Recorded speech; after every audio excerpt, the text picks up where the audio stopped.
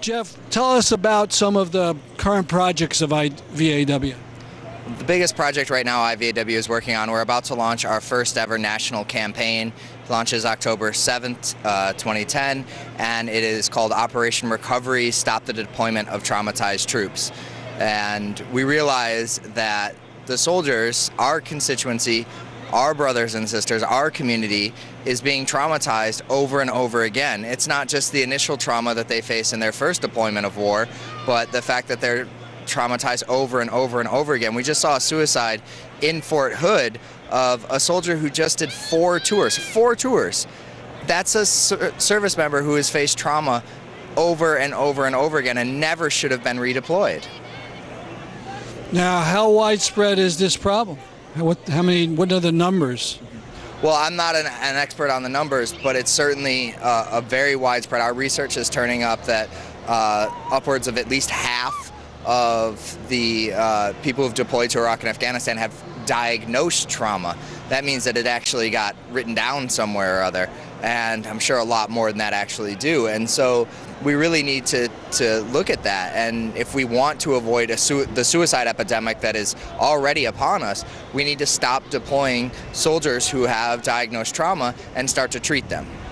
Let me ask you about your own background. Why did you get into the military and where did you serve? Well, I went in the military when I was 17.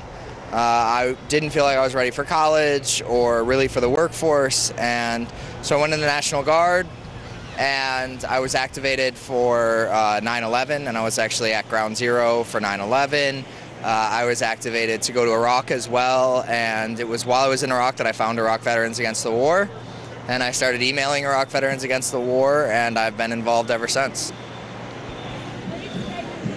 Now, you were involved in an action at Hofstra University. When was that? When did that happen? That was in the run-up to the election in 2008.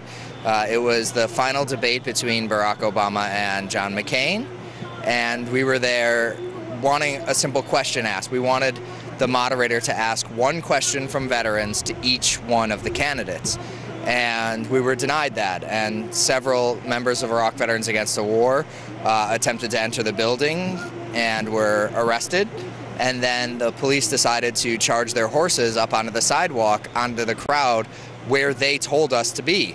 They told us to go onto the sidewalk, so we did. Most of us had no intention of being arrested or even wanting to risk it. The police at the time decided to charge us with horses while we were on the sidewalk. One of my good friends, Nick Morgan, an IVAW member, had his face stepped on by a horse and crushed part of his face. He now has a titanium plate in his face instead of the bone because the horse literally crushed his face, and then he was handcuffed and thrown onto a bus with other people who were arrested.